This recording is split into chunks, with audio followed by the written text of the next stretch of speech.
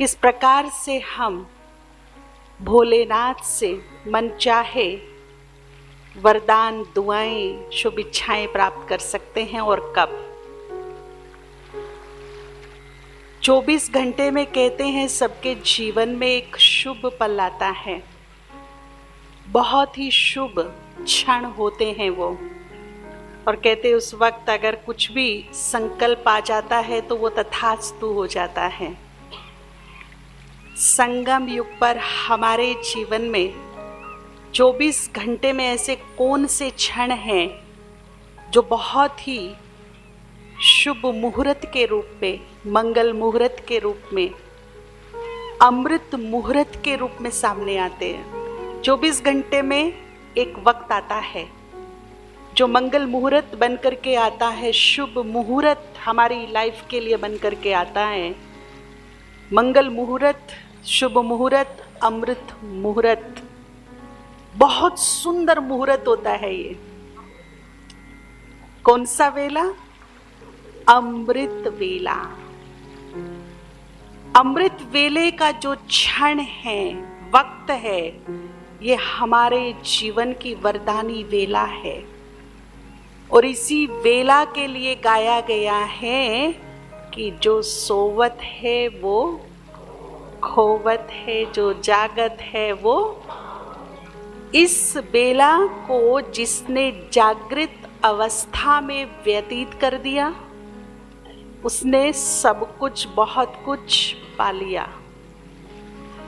और जिसने सुस्ती में, अलबेलेपन में, थकान में गंवा दिया, उसने गंवा दिया। बहुत ही सुंदर अवसर होता है ये। शुभ मुहूर्त में, शुभ बेला में शुभ दर्शन करने होते हैं।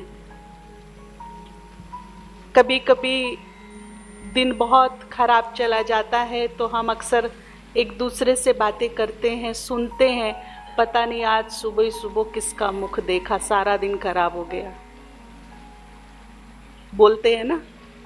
तो हमारा दिन गुड डे बन जाए तो शुभ मुहूर्त, और शुभ मुहूर्त में शुभ दर्शन, भाग्य खिल जाए उस दर्शन से।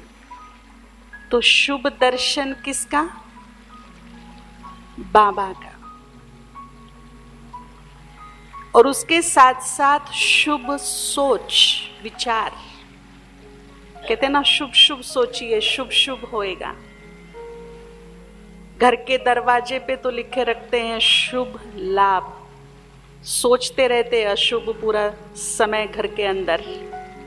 तो घर के दरवाजे से शुभ एनर्जी एंटर करेगी?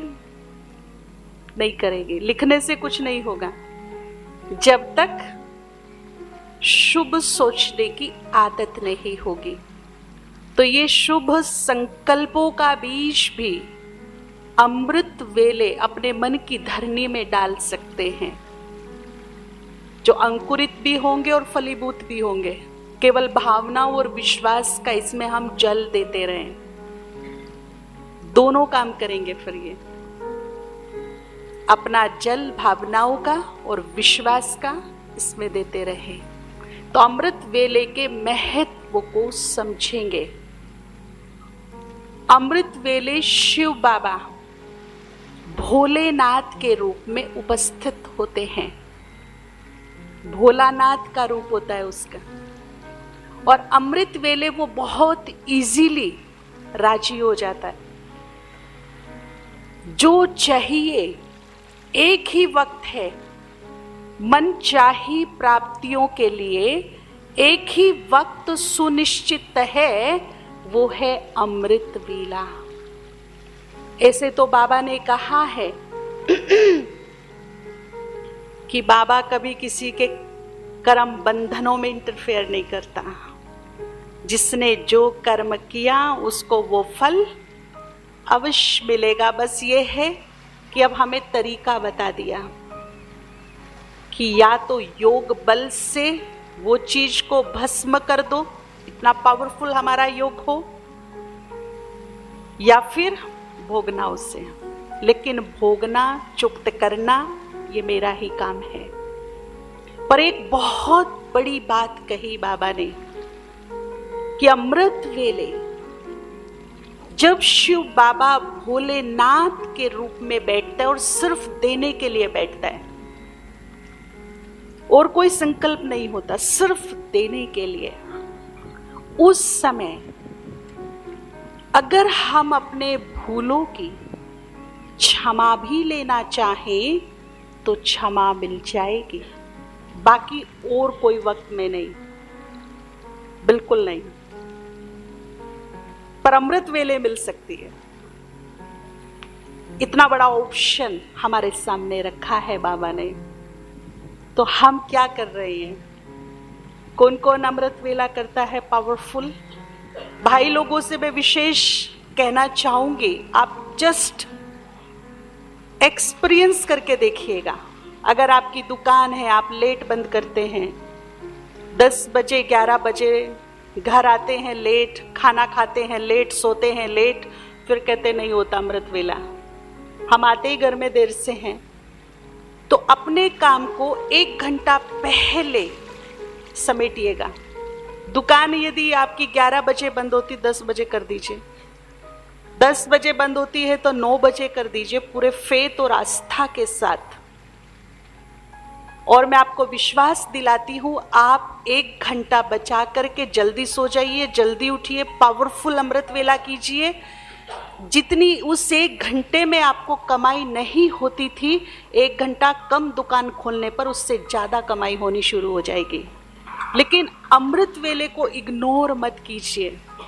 ये वो वक्त है जब भगवान हमारे साथ कमिटमेंट में है, वचनबद्ध है, प्रतिज्ञा की है उसने। इस वक्त जो चाहिए ले लो, सुंदर फायदा उठाएंगे। वो भी वचन देकर के बैठा है इस टाइम पर, जो चाहिए ले लो। कोई भी आपको शक्ति चाहिए, सिद्धि चाहिए, वरदान चाहिए, दुआ चाहिए, शुभ इच्छा की पूर्ति चाहिए, अमृत वेला 90 डेज 3 मंथ बिना खंडित किए जागती ज्योत बन करके कीजिए। लेकिन यदि खंडित हो गया तो फिर हो भी सकता है, नहीं भी। क्योंकि आप देखिए, हमने देखा जब कोई विशेष रिद्धि सिद्धि प्राप्त करने के लिए, शक्ति प्राप्त करने के लिए, भगवान को प्रसन्न करने के लिए, वरदान लेने के लिए तपस्या करते थे तो समाधिस्थ हो जाते थे। मतलब वो खंडित नहीं होते थे, फिर उठते नहीं थे। ऐसा दिखाया है कि उनके ऊपर चिड़ियाँ घोंसले बना लेती थी, मिट्टी चढ़ जाती थी, जाले लग जाते थे, जहरीले नाग आके बैठ जाते थे, हवा तूफान चलता था, पर वो समाधिस्थ, वो हिलते नहीं ही थे। तो चाहे आंधी आए, तूफान आए, सिचुएशन कैसी भी आए, मेरा अमृत वेला खंडित नहीं होगा, तो फिर वरदान मिलेगा। अब सोचे कि 4 दिन कर लिया, 2 दिन छोड़ दिया, 2 दिन कर लिया, 4 दिन छोड़ दिया, और मैं सोचूं कि मुझे वरदान मिल जाएंगे, मुझे सिद्धियां मिल जाएंगी, मुझे मनचाही प्राप्तियां हो जाएंगी। ऐसा नहीं है, ऐसा नहीं होगा। एक संकल्प को लेकर के चलेंगे, जो भी चाहिए देख लीजिए, मेरे पास किस चीज की कमी है, मुझे क्या वरदान चाहिए, क्योंकि जब भगवान से मिलेगा तो सदाकालीन मिलेगा। वो 84 जन्मों के लिए मेरी अमानत होगी, 21 जन्मों के लिए भी नहीं। कितनी? 84। तो 90 दिन तो कुछ भी नहीं है, 90 दिन कुछ भी नहीं है। एक बार मम्मा से मिलने कोई वीआईपी आ रहे थे, लेट हो गए, बोला 10 बजे आएंगे, नहीं आए, 11 बजे आएंगे, नहीं आए, लेट हो गए। अच्छा 1 बजे तो आएंगे ही आएंगे, जाते जाते रात को, नहीं आए, 1:30 बजे आए, आधा घंटा मिले, 2 बजे वो चल दिए। तो मम्मा की जो सेवाधारी बहन थी, उन्होंने कहा चलो मम्मा सो जाओ। तो मम्मा तो 2-2:30 बजे उठ जाती थी। तो कहा कि नहीं, अभी तो उठने का वक्त है, अभी सोने का कहाँ वक्त है। बोला मम्मा पूरी रात नहीं सोए हो, तबीयत खराब हो जाएगी आपकी, सो जाइए अभी आप। तो मम्मा ने कहा कमाल करते हो, मैं यहाँ के देहधारी वीआईपी के लिए, सोचने की बात है, आज विचार कीजिएगा इस बात पर, यहाँ के देहधारी वीआईपी के लिए 2 बजे तक जग सकती हूँ, और जो संसार का सबसे बड़ा वीवीआईपी है, जब उसका वक्त आया तो सो जाऊं? उससे तो कुछ प्राप्ति नहीं है, होगी भी तो बहुत थोड़ी, लेकिन जिससे मुझे अपार प्राप्तियां होने वाली है, जब वो देने के लिए बैठा है, जब उसने टाइम ही केवल, आप सोचिए, केवल कल्पना नहीं है, केवल मन राजी करने की बात नहीं है, जब पूरे विश्व में उसने सिलेक्टेड आत्माओं से मिलने का मन बनाया है, उस समय में किसी और की एंट्री नहीं है, केवल बाबा के बच्चे ही अमृत वेले उसके समक्ष रूबरू बैठ के बात कर सकते हैं। बाकी कोई और आत्माओं को वहां पर, उनके लिए गेट कब खुलते हैं फिर? वो अपॉइंटमेंट किसके लिए फिक्स है? और उसके बाद भी कि एक फिक्स टाइम है हमारे लिए, उसके बाद भी यदि मैं सोती रहूं तो इससे बड़ा दुर्भाग्य हो सकता है? हो सकता है? नहीं। इसीलिए कहा है कि जो सोवत है वो, ये सोने की बेला नहीं है, भाग्य बनाने की बेला है। नहीं तो ये कहावत सिद्ध हो जाएगी हमारे लिए स्पेशली, क्योंकि हम जानकर भी अनजान बने रहे, जानकर भी गंवा दिया कि जब भगवान भाग्य बांट रहा था तो तुम कहां सोए पड़े थे।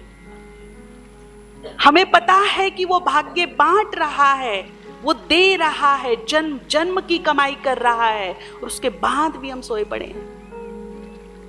कोई मुझे कह दे कि सुबह मिलना तुम 3 बजे 5 बजे, 5 लाख दूंगा मैं तुम्हें, पूरी रात नहीं सोऊं मैं, वो 5 लाख मुझे याद आते रहेंगे, कमाई होगी सुबह भाई। ऐसी तो मेरी 1000 रातें कुर्बान है अगर मुझे रोज 5 लाख मिल जाए तो। प्रकृति अपनी सतो प्रधान स्थिति में इसी टाइम आती है जब सूर्य सीधा हमारे मस्तक की ओर होता है, उसकी भरपूर सुंदर पॉजिटिव एनर्जी हमें मिलती है, और ऐसे रसायन प्रकृति में पैदा होते हैं उस टाइम, जो फिजिकली भी हमारे लिए बहुत बहुत अमृत का काम करते हैं, संजीवनी का काम करते हैं, हमारे मन के लिए भी और शरीर के लिए भी, मन के शुद्धिकरण के लिए, मन की शांति के लिए, मन की एकाग्रता के लिए, और बॉडी के लिए भी। ऐसे रसायन्स पैदा होते हैं उस वक्त। अगर हम जागती ज्योत हैं, जागती अवस्था में हैं, तो हम उनको रिसीव कर लेते हैं, और उसमें भी जब हम तल्लीन होते हैं ध्यान मुद्रा में, योग मेडिटेशन, भगवान के ध्यान में, तो वो बहुत तेजी से हम रिसीव करते हैं, और वो हमारे लिए अमृत का काम करते। इसीलिए इस वेला को अमृत वेला कहा गया। अमृत वेला मतलब इसमें अमृत पैदा होता है, प्रकृति में भी पैदा होता है, वातावरण में भी पैदा होता है, ऊपर से भी अमृत बरसता है, चारों तरफ से अमृत बरसता है। इसीलिए वेला का नाम ही है अमृत वेला।